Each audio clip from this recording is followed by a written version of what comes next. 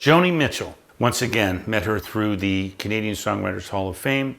We inducted Joni in 2007. We had a wonderful cast of people. I have been an enormous Joni Mitchell fan my whole life. My very first Joni Mitchell album that I bought was Court and Spark. And it turns out that her era of early jazz exploration, the two albums, Court and Spark and Hissing of Summer Lawns, those were my two biggies. So anyways, I knew that Joni was coming, and whenever these shows happen, they're sitting in the front row. And so it was a little nerve-wracking to have Herbie and Joni sitting in the front row, but all was well, and it all came off great. Now, the night before the show, we have a dinner, and all of the key people are invited to this dinner at the King Eddie Hotel, a fancy hotel in Toronto.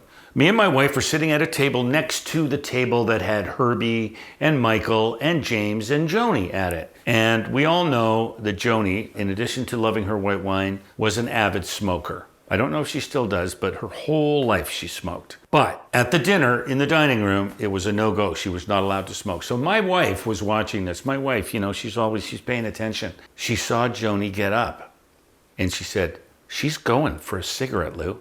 And I said, "I don't smoke." I said, "Go and smoke." So I follow, Joni's been out for about a minute, and I follow her out. And sure enough, she's standing in the airlock going to the outside. Now, these shows usually happen in the winter, so it's fairly cold outside. Her and I think her assistant were standing in there. So I walked in to the airlock, and I said, "Can I bum a smoke?" She doesn't know who I am at this point. And the assistant gives me a smoke, and I turn to Joni and I go, "Hi, Joni, I'm Lou Pamonti. I'm the musical director, blah, blah, blah." She just tuned out, not interested in the least. A few minutes go by and we drink a little bit more wine and we smoke a little bit more, and things are getting a little bit looser in there. And then something prompted me to say, "Joni, when I was in high school, at the end of high school, I used to put on the Hissing of Summer Lawns side 1 before I went to bed every night. And I'd put it on my stereo and I'd get in bed and I'd always try to time it so that when the last song on side 1, which is Shades of Scarlet Conquering, comes on, you don't sing the last line in that song, you whisper